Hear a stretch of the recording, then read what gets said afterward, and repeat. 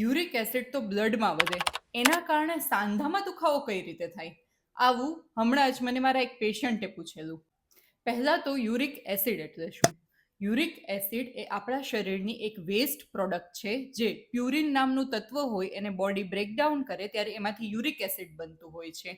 અને આ uric acid તમારા બ્લડ મારફતે કિડની સુધી પહોંચે અને યુરિનમાંથી બહાર નીકળી જતું હોય છે. જ્યારે યુરિક એસિડ બ્લડમાં ખૂબ વધી જાય ત્યારે એ આવા ક્રિસ્ટલમાં ફોર્મમાં કન્વર્ટ થવાનું શરૂ થઈ જાય છે. આ ક્રિસ્ટલ તમારા શરીરના સાંધાઓમાં જમા થાય છે અને ક્રિસ્ટલના કારણે તમને શાર્પ સોય ખૂંચતી હોય એવો દુખાવો થાય છે, જેને આપણે ગાઉટ કહેતા હોઈએ છીએ. બીજું, આ યુરિક એસિડ જ્યારે બ્લડમાં વધી જાય ત્યારે કિડની સ્ટોન એટલે કે પથરીમાં કન્વર્ટ થઈ શકે છે. તો યુરિક એસિડ વધવાના કારણો કયા કયા છે? સૌથી પહેલું તો નોનવેજ ફૂડ એટલે કે red meat, sea food, organ meat એ તમે વધારે લેતા હો તો પણ યુરિક એસિડ વધી શકે. બીજું, તમે ખૂબ શુગરી ફ્રુક્ટોઝ વાળા ઠંડા પીણા પીતા હોય તો પણ યુરિક એસિડ વધી શકે.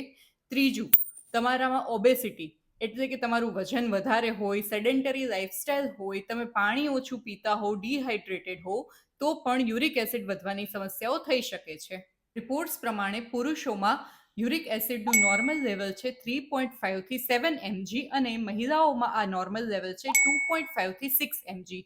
જો આના કરતાં તમારા રિપોર્ટ્સમાં યુરિક એસિડ વધુ હોય તો ચેતી જજો, ભવિષ્યમાં મોટી સમસ્યાઓ થઈ શકે છે.